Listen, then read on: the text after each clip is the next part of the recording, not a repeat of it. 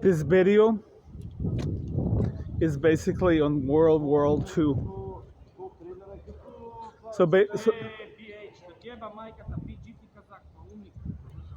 so basically, World War II was a incident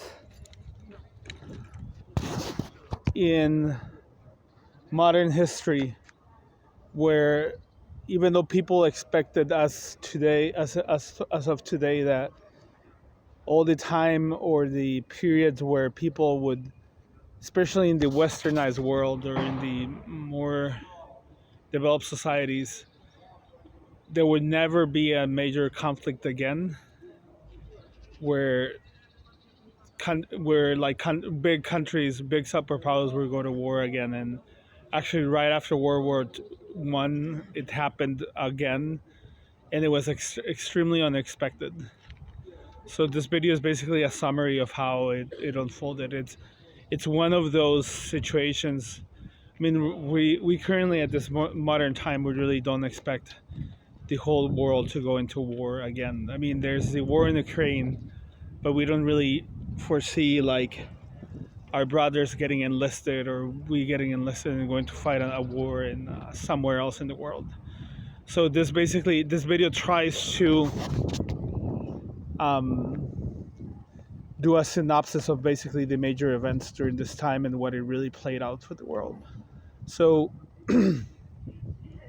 after World War I, Germany was humiliated and resentful, and there was a lot of turmoil in Germany because there were a lot of taxes. There were a lot of taxes. There was economic hardship in Germany, and people they really wanted a change. And this is when the Nazi Party rose to power because they promised this change, and in many ways they they delivered this change in some ways. So basically, Germany wanted to feel they wanted to de-shame themselves from what happened in World War I, and as a result of this, they started rising and they started invading several of the countries right next to them. I mean, Austria and Italy were in their side, and then more and more powers started either losing and becoming part of the Nazi power, or just annexing to them. This is quite interesting because the technology they adopted during World War II was extremely effective, and in this case, they actually ended up invaded France, and they almost invaded Britain in the Battle of Britain. And while all this was happening, Japan also promised to help them. So Japan basically, in a similar way, just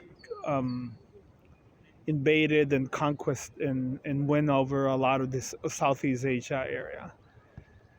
So South America remained relatively neutral, even though some powers did favor the Axis or the Nazis, and basically it was Britain and Russia against the Nazis, because France was France was defeated. There was a battle of Dunkirk where the French basically lost, and Belgium lost, and there was not, and then the Russians were miss. The Russians thought that they had secured no intervention from the Nazis by a treaty, but Hitler violated this treaty in what is called Operation Barbarossa, where he basically invaded almost all the way up to Moscow. So curiously enough, the in this invasion, it was one of the deadliest conflicts that ever happened. And then the winter came, and the Nazis didn't really did what they should have been doing. They should have focused entirely on Moscow, and instead of getting there, the winter came, and then they lost quite a lot of their power in this. But the scale was really on the Nazi Italy side, even though not Italy didn't really do that much and actually lost quite a lot of. They really did not have a lot of power in their appearance in World War II was not especially not especially extremely successful like the Nazis were. North Africa also took part of this, and the Axis won over a lot of countries in North Africa. Everything seemed to be on the favor of the Nazis, even though United States was supplying. United States was a superpower at the time as well, was supplying a lot of weapons to the Allied forces, Britain especially, and the Japanese ended up bombing Pearl Harbor, and this really set the grounds for the United States under President Roosevelt to intervene, and then slowly they regained much of the territory that was occupied by Nazis and Japanese, ending in the bombing of Japan and the invasion of Berlin and the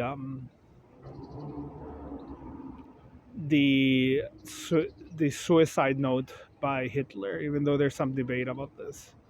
So this is basically, in short terms, the process of World War II.